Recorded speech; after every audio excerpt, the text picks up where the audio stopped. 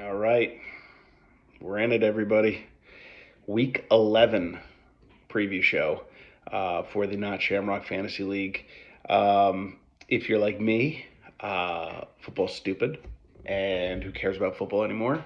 And I'm exhausted by the season. I'm exhausted by fantasy, and I just want it to all to end. I asked last week, I asked Sunday after the Bills game ended if anybody has any hobby suggestions. So if anybody's got any hobby suggestions for me, let me know. I was thinking about taking up leaf peeping. That seems like something people do this time of year.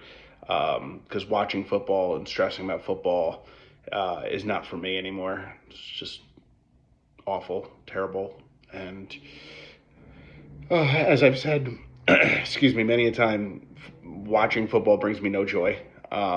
If it's like it was the last 2 weeks, it's just miserable and just sticks with you, and it's just go ahead, buddy. Bathroom break from Will. It just makes you miserable, and the last 2 weeks I've just been walking around in a cloud of misery due to the Bills. Or they win, and if they win, I get temporary, fleeting moment of joy, and then stress about the next week's game. And then I just continue to stress until the next week's game happens, and then I'm either miserable or moment of joy, back to stress. So all that to say that, who cares about football? It's stupid. So send me your hobby suggestions. Let me know what you guys think. And in the off chance you actually still care about football, here is the Week 10. We're in Week 11, right? Yeah, Week 11 preview / Week 10 recap.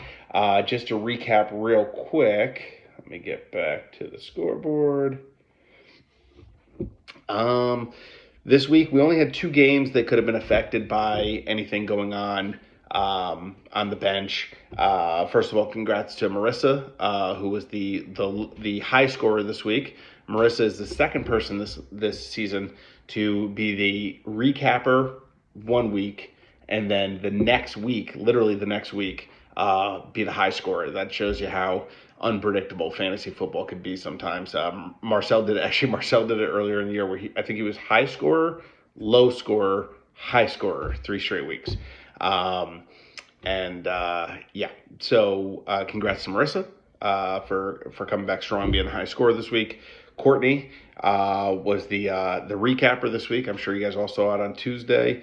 And being that I'm playing Courtney this week, I'm sure he'll continue the trend of going from the low scorer to the high scorer, because that's the way that fantasy football works for me.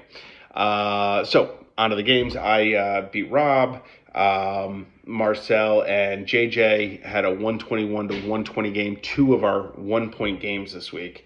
For Marcel, he could have started Daryl Henderson over Cordero Patterson, but I don't think anybody really would have done that. And that could have made the difference for him in points, but I don't really blame him for that. I don't think anybody would do that. And then also they went into the Monday night game tied with JJ still having A.J. Brown. So it didn't look like it would be a close game, and then somehow A.J. Brown only getting 1 catch was not on anybody's radar. But it happened. That's why you got to play the games. Monday Night Miracles happen. Marissa with the 139-118 victory over Larry. And then our other 1-point game, Tommy McGrath and Kyle, 120 to 119. If anybody's watching Monday night, they saw Kyle got the points. Dallas Goedert catches the ball and then fumbles, definitely assisted by a face mask there that was not called, and the -2 on the fumble cost him, and it cost him any shot at the victory there. Tough break. He could have started Schultz over Goddard and got the points, but Goddard was a top 5 tight end coming into the game, so I don't think anybody would have done that. Jerry Jeudy really screwed him, giving him a goose egg, getting hurt in that game, because there were several other bench players he could have played, but you can't go into the game predicting that Judy's going to get hurt. Tom Jessup with a 137-116 victory over Justin. Justin got hurt by having Cooper Kupp get hurt in the game. And then finally, Ken beating Courtney 105-38. We'd have to check the archives if everyone wants to check their history. I think 38 might be the new low score for a game in this league. That's tough to do. All right, moving on to week 11. As far as our preview of games go, I'm just going to kind of touch on the games that quote unquote matter, because obviously we're down to about a 7-man field for the playoffs. So sorry, but some of your games don't matter except for pancake purposes. Me and Courtney, like I said, on paper, people are probably like, "Oh, Travis got a victory this week." Our projection right now is only 11 points apart. I have Etienne on a bye. I have Kirk on a bye. I have Ken Walker on a bye. Hollywood's still not back. I'm starting guys like Wandell Robinson and Gus Edwards this week. Courtney's definitely got a shot. And like I said, if my fantasy luck continues the way that it has been, he will literally be the high scorer this week. Sorry, Marcel and Larry, your game doesn't matter to playoff purposes. Tommy and JJ, big game here. There's going to be a lot of rooting interest in this game because the top teams like Rob and Kyle and Justin going to be rooting hard for JJ in the game to give them the better shot at getting the bye because Tommy's currently the 1 seed. And then teams like me and Ken will be rooting hard for Tommy because we need a chance to lock up a playoff spot there, and JJ's right on the cusp of a playoff spot. And then, adding Ramondre Stevenson for, whatever, no comment. It's certainly going to help JJ in that effort. We got Keo and Marissa. Keo is obviously a playoff team, but losing Cup definitely hurts, and we'll see what happens. If Justin Fields keeps up his hot streak, it might not matter. Marissa, like I said, 2 weeks ago was the low score. Last week is the high score, so who knows what we're going to get out of her on this game. Ken and Kyle. Kyle's one of the top teams competing for a bye, and then Ken is currently the 6th seed right now, competing with me and JJ for those final 2 spots in the playoffs. So a big game there. And then finally, Rob Jessup and Tom Jessup, brother on brother. Rob got some reinforcements this week as well, thanks to Courtney, with, who did he get? Garrett Wilson and, was it Mark Andrews? So you'll see when I get to the final standings projections what that trade did to his final standings. And then Tom had a big week last week at $137, so could be a good game there. Where are we going now? Did I write anything else down? Let's go into the standings. So our current standings: Tommy's the 1 seed at 8-1-1. Rob is the 2 seed at 7-1-2. Kyle 7-2-1. Let's see, where does Kyle has Rob on points. So had Kyle, well, actually he would be ahead of him anyway because it would be 8-1-1. So never mind. I was going to say Kyle would, if he had gotten that 1 or 2 more points last week. Well, actually, had Kyle gotten 1 more point, he'd be tied with Rob, and then Kyle has the tiebreaker on points. So Kyle would be the 2 seed if he had just gotten 1 more point out of Goddard last week, and obviously he'd be the 2 seed regardless.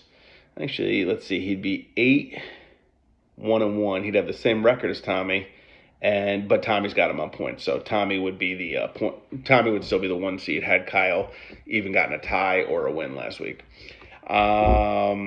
Keo's the 4 seed at 6-3-1. Me and Ken are 6-4 at the 5 and the 6 seed. And JJ is the next closest team at 5-5. Unfortunately, after that, Marcel, Tom Jessup, Marissa at 3-7. Probably on the outside looking in. We'll do the percentages in a second. And then Larry is at 2-7-1. Finally, Courtney at 1-9.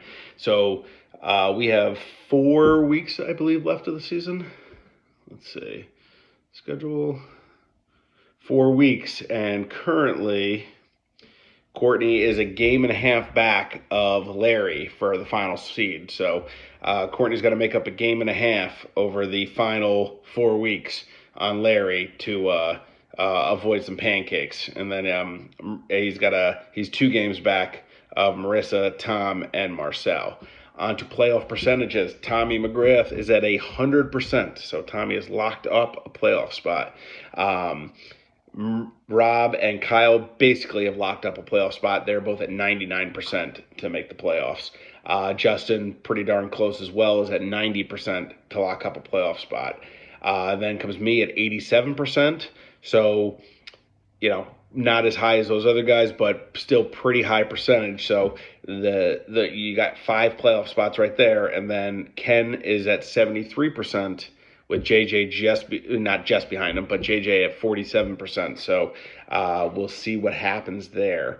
Let's see. Marcel's at 2%, still alive, but, long shot. Tom at 2%, Marissa at 1%, Larry at 1%, and Courtney is at 0%. Courtney, while Tom McGrath is 100% has locked up a playoff spot, Courtney is the first guy officially eliminated from possibly getting into the playoffs. On to this week's schedule. We got Titans and Packers tonight. You know what I didn't do? I didn't go through and look to see who's got guys going tonight. Sorry, guys. I was unprepared. I did not do that. But let's see. Let's think of who would be relevant tonight. Nobody's going to be starting Tannehill. Derrick Henry is Derrick Henry is the only person in a 12-team league that is going to be started on the Titans. Nobody's going to be starting any of their tight ends, and nobody's going to start any of their wide receivers. I mean, maybe in a super deep, like the 16-team league that some of us are in, maybe you throw like a Treylon Burks and there's your third receiver, but even then, I doubt it. So Derrick Henry, whoever has him, is going to be focused tonight on the game. And then on the Packers side, Christian Watson, whoever picked him up off of waivers this week, I'm sure he'll be going. And then whoever owns Aaron Jones. Right now, I don't even think he could be starting A.J. Dillon. He scored like 9.5 points week 1 and hasn't even reached that again the rest of the season. So I don't think Dillon's startable. Dobbs is obviously hurt. I don't think you're starting Lazard or maybe you could start Lazard, but even then, you wouldn't feel good about it. So really just Christian Watson and Aaron Jones on the Packers side and Derrick Henry on the Titans side. So not much going on fantasy-wise tonight. As far as our team's games go, Bills and Browns, I should feel good about that game in Buffalo, but it's probably going to be played in like 6 feet of snow, and we can't run the ball, and they have a guy named Nick Chubb, so not feeling great about that. Plus, I have Diggs in fantasy, so he'll probably get me 8 points in the game, and I'm going to lose to Courtney. So all around, fuck football. Let's see. Jets and Patriots, big game for a lot of you guys. Patriots obviously got the victory last time. Jets had the momentum going into the half, and then the pick six happened, or the not pick six happened, and then Zach Wilson continued to play like Zach Wilson. So we'll see if the same thing happens at home for the Patriots, or if the Jets can keep their hot streak going. Right now, all 4 AFC East teams are in the playoffs currently. I believe the Dolphins are the 2 seed, and then the Jets, Bills, Patriots are 5, 6, and 7. So, right now the whole division's in the playoffs. So that Jets-Patriots game is a big one. Lions should beat the Giants. The Giants have been winning all the games they should win this year. So we'll see if that continues, and the Lions will probably beat us on Thanksgiving. And then obviously after the way the Vikings game ended this past week, I hope the Cowboys go out and beat them. So whatever. That is what's going on. And then finally, your final standings projections. I know you guys all look forward to them. Rob Jessup, like I said, is now the number 1 team in the final standings projections. So nice trade, Rob. Kyle dropped from 2 to 3. Keo dropped from 3 to 6. Losing Cooper Kupp will do that. Courtney's back to 12. They got JJ as the 5 seed right now. So in the projection. So right now they have him finishing as a playoff team. We got Marissa going from 6 to 11. They got Ken at 7. So if you're figuring out who's in and who's out, the standings projections. What, buddy? Didn't you just do that? All right. Somebody's stalling on nap time. So they have JJ in and Ken out. Tommy McGrath going from 8 up to 2. Tom Jessup from 9 back to 10. Larry from 10 to 9. Me from 11 to 4. And Marcel from 12 to 8. So according to this, Rob is looking at another championship. Like I said, Rob only comes in first or last, doesn't do anything in between, and then it has Courtney eating pancakes. So we'll see what happens. F football, and oh yeah, and happy birthday, twins! Today is their actual birthday. So yeah, later.